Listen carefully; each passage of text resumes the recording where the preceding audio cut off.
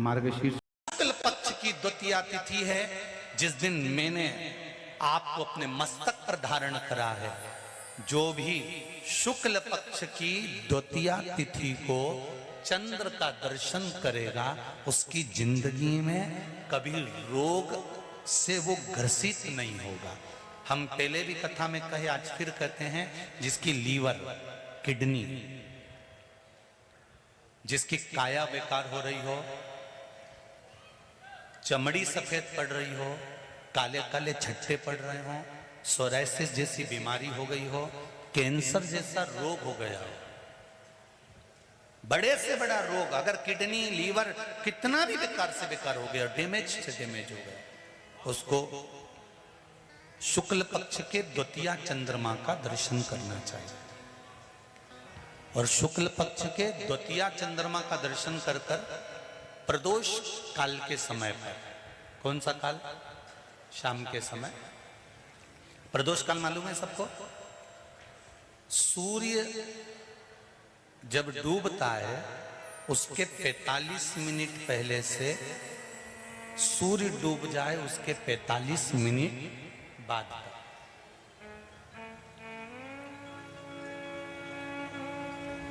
कितने मिनट पहले?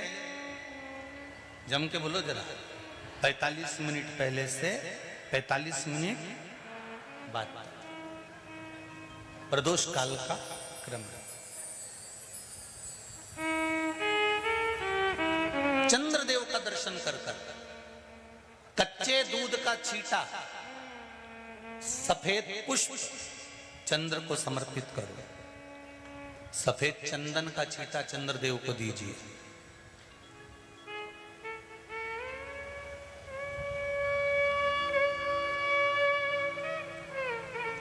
और चंद्रदेव को छींटा देने के बाद जो दूध है उसका छींटा अपने तन पर लीजिए। सफेद चंदन थोड़ा सा अपने शरीर पर लगा लीजिए। कितना भी विषम से विषम रोग हो, कितना भी किडनी, लीवर, चाहे कैंसर जैसा रोग हो, मेरा चंद्र शुक्ल पक्ष के द्वितीया के चंद्र में शंकर भगवान स्वयं विराजमान होकर अपने भक्त को रोग से मुक्त करते हैं। द्वितीया का चंद्र।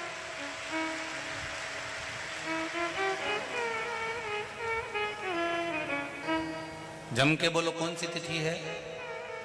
शुक्ल पक्ष के द्वितीया तिथि का चंद्र का दर्शन व्यक्ति को जीवन का सुख देता है। जिसके आंखों में तकलीफ हो, श्रवण शक्ति में तकलीफ हो, बोलने में, मुख में तकलीफ उत्पन्न होती हो,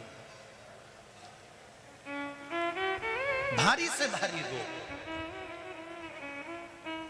शुक्ल पक्ष की द्वितीया तिथि को भगवान शंकर ने चंद्रदेव को अपने मस्तक पर धारण करा। तो शंकर भगवान ने कह दिया, सुनो चंद्रदेव, आज शुक्ल पक्ष की द्वितीया तिथि को मैंने आपको अपने मस्तक पर धारण करा है। संसार में रहने वाला, मृत्यु लोक में रहने वाला, चाहे देवलोक में रहने वाला, चाहे जिस लोक में वो निवास कर रहा है, अगर शुक्ल पक्ष के द्वितीया तिथि के चंद्रमा का दर्शन करेगा तो वो रोग से मुक्त रहेगा।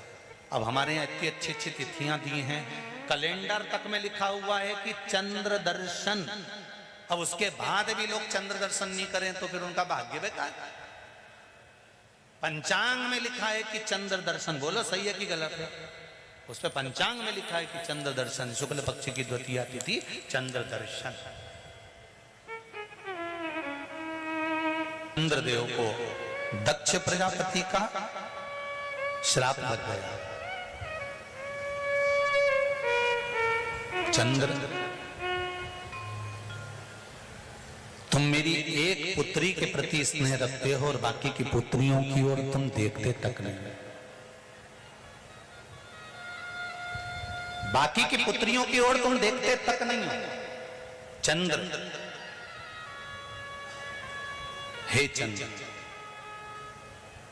मैं तुम्हें श्राप देता हूं कि तुम्हें काया का रोग हो जाए, तुम्हारी काया गलना प्रारंभ हो जाए और तुम्हें तुम्हारे इस रोग से कभी मुक्ति नहीं मिलेगी। चंद्र दुखी हो गए।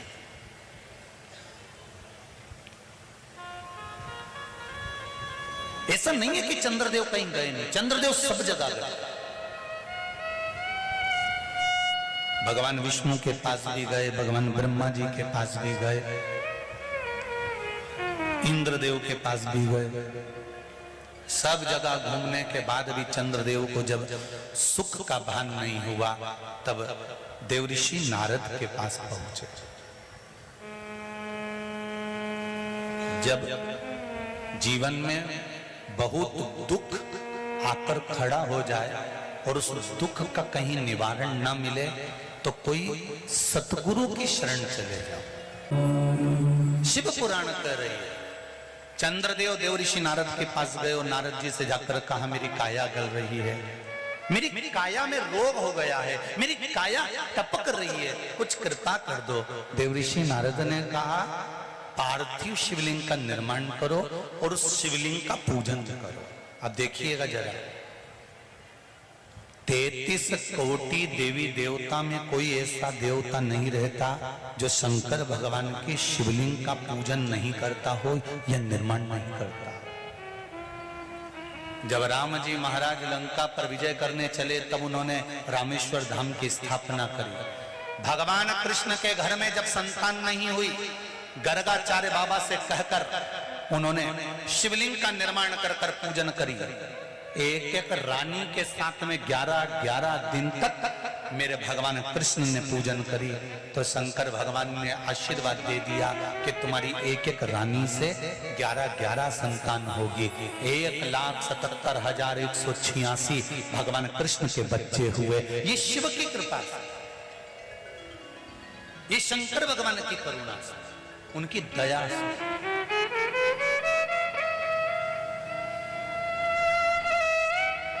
चंद्रदेव देवऋषि नारद के कहने पर शिवलिंग का निर्माण करते हैं, पूजन करते हैं, आराधना करते हैं, अर्चना करते हैं।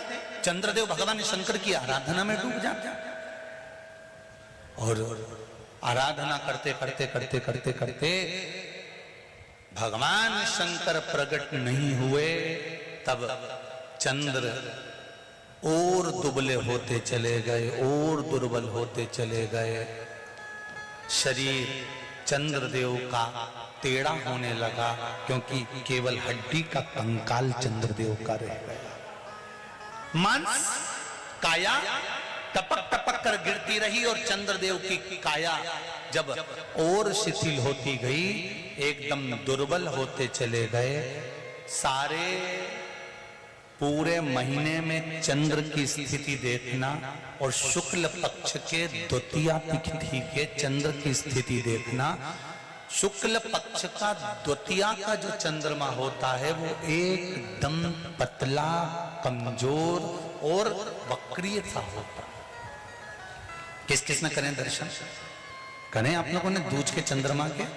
एकदम पतला, कमजोर, दुर्बल, वक्रीय सा नजर आता है।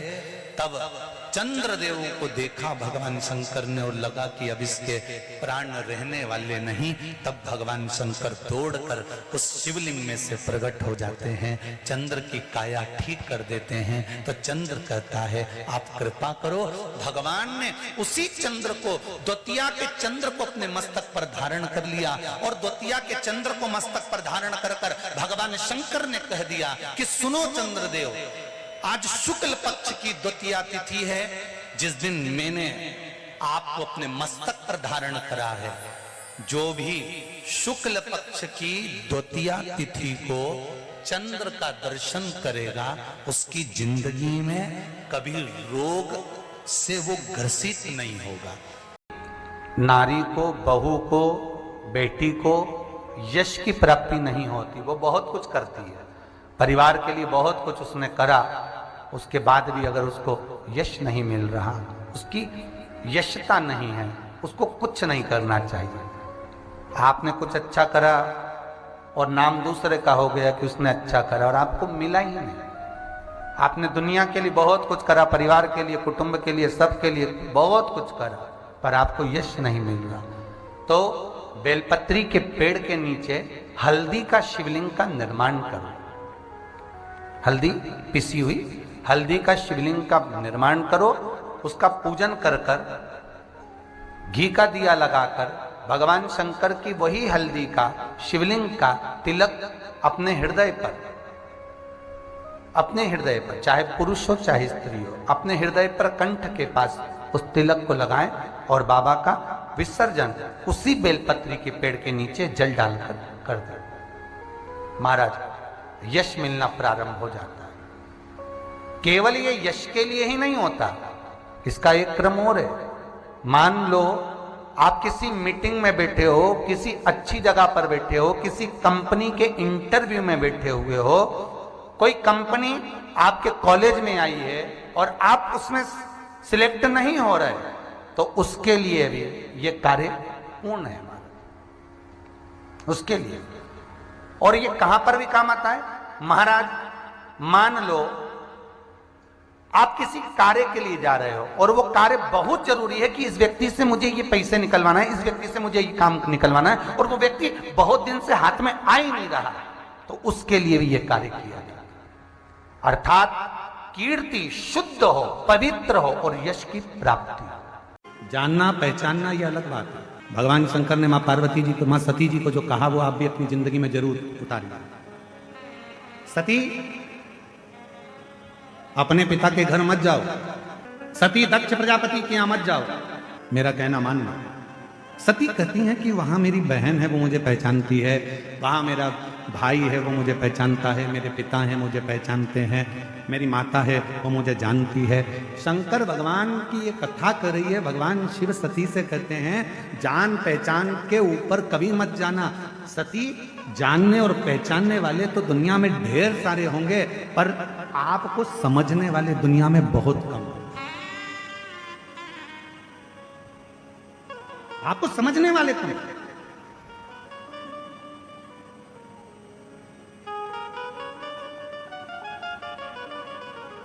शिवजी माता सती को समझा रहे हैं कि तुम्हें समझने वाले चाहिए। आज के जमाने में दुनिया के लोगों की बहुत पहचान होती है, बोल देते हैं तुरंत। अगर अभी हम कहें यहाँ पर बाहर कोई अच्छा, कोई बहुत वीआईपी व्यक्ति बाहर खड़ा हो, वीआईपी व्यक्ति के घर की उनकी धर्मपत्नी बाहर खड़ी हो, सिर पे बढ़िया पल्लू वल्लू ले लुआ के और पर्स मर्स टांग के, अंदर जान दे रहा है कि नहीं जान दे रहा है? सिर पे पल्लू वल्लू लेके अंदर जान देगा कि नहीं जान देगा? नहीं जान दो। इतनी देर में उसने लगाया फोन, अभी रुक जा मैं तेरी बात कर रही हूँ, कर फोन लगा के ले।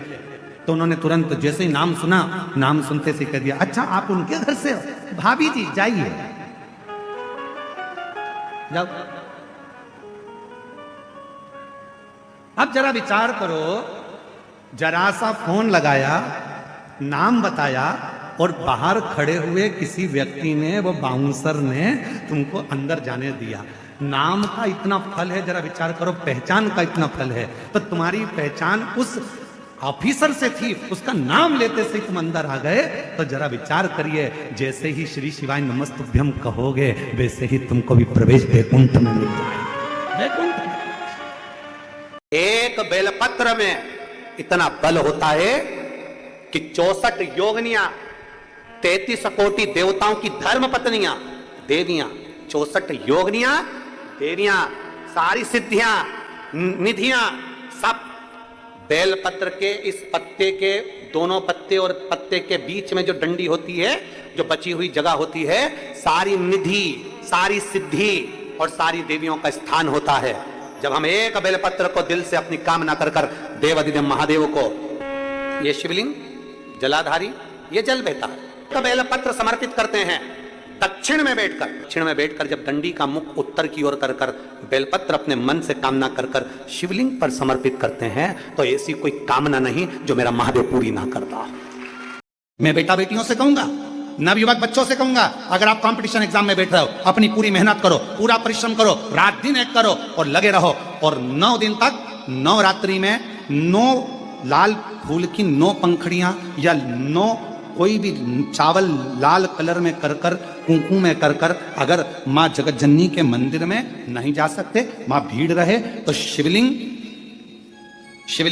की जो जलाधारी है, जहां पानी गोल घूमता है, इस जलाधारी पर कहीं पर भी नवरात्रे में 9 दिन तक या तो लाल फूल की पंखड़ी 9 या 9 चावल के दाने लाल कलर कर कुंकू में, लाल चंदन में उस स्थान पर चढ़ाना प्रारंभ करो। 9 दिन के बाद तुम्हें 15 दिन और निकलेंगे, उसके बाद तुम्हें खुद लगेगा कि तुम्हारी जॉब, तुम्हारी नौकरी तुम्हारा बाबा ने लगाया है।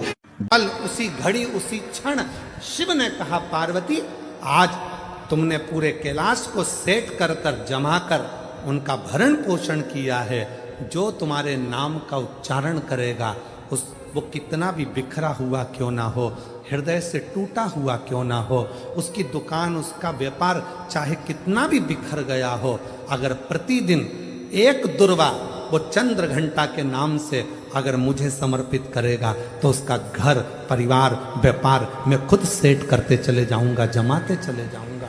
तो ये नाम कोई साधारण नाम नहीं है, चंद्र घंटा का नाम। नवरात्रि में जितनी शंकर की आराधना कर सकते हो उतनी करो। शंकर की आराधना करने से नवरात्रि में शक्ति का बल बढ़ता।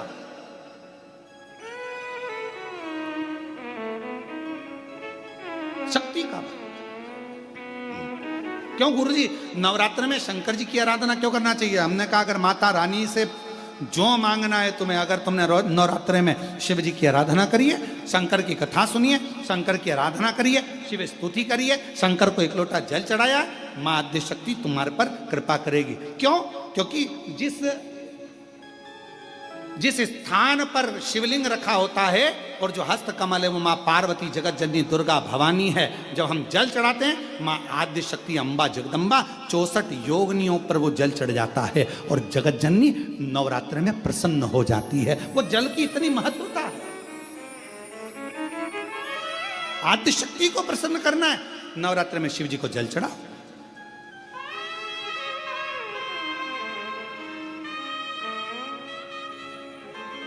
कोई बेटा बेटी है, कोई एग्जाम दे रहे हैं, कंपटीशन एग्जाम में बैठ रहे हैं, सर्विस के लिए जा रहे हैं, नौकरी के लिए जा रहे हैं, नौकरी नहीं लग रही है, हम कहेंगे लाल पुष्प की पत्तियों को प्रत्येक किसी भी नवरात्रि के अंतर्गत 9 दिन का तुम नियम बना लो। जैसे कई माताओं का नियम रहता है, मेरा व्रत है, मैं दूध पर 1 गिलास दूध पर व्रत करूंगी, मैं नंगे पैर चलूंगी, मैं ये व्रत करूंगी, मैं वो व्रत करूंगी। मैं बेटा बेटियों से कहूंगा, नवयुवक बच्चों से कहूंगा, अगर आप कंपटीशन एग्जाम में बैठ रहे हो, अपनी पूरी मेहनत करो, पूरा परिश्रम करो, रात दिन एक करो और लगे रहो।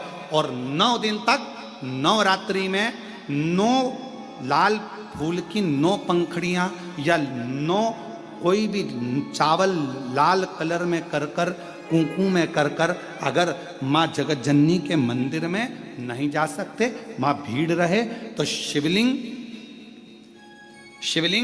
की जो जलाधारी है, जहां पानी गोल घूमता है, इस जलाधारी पर कहीं पर भी नवरात्रे में 9 दिन तक या तो लाल फूल की पंखड़ी 9 या 9 चावल के दाने लाल कलर कर कुंकू में, लाल चंदन में उस स्थान पर चढ़ाना प्रारंभ करो। 9 दिन के बाद तुम्हें 15 दिन और निकलेंगे, उसके बाद तुम्हें खुद लगेगा कि तुम्हारी जॉब, तुम्हारी नौकरी तुम्हारा बाबा ने लगाया है। शक्ति का बल। परिश्रम जरूर करना, मेहनत जरूर करना, रात दिन पढ़ाई एक साथ करना और अपने परिश्रम को नहीं छोड़ना। मेहनत जरूर करो पर साथ में ये प्रयोग भी करो नवरात्रि का। देखो शिव और शक्ति का बल तुम्हें प्रसन्नता देता है कि नहीं देता? शिव शक्ति का बल हमें प्रसन्नता देता है कि नहीं देता?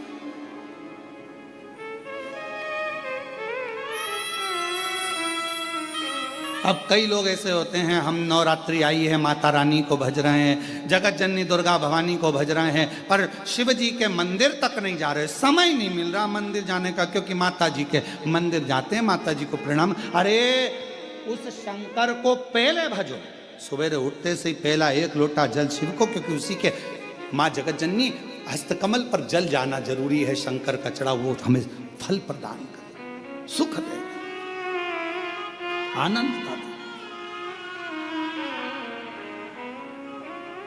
और महादेव नमन चरणों में स्वीकार कीजिए, सबका किया है मेरा भी उद्धार कीजिए, उद्धार कीजिए। हे त्रिपुंडधारी, हे त्रिशूलधारी, हे त्रिपुंडधारी, हे त्रिशूलधारी। आप भजो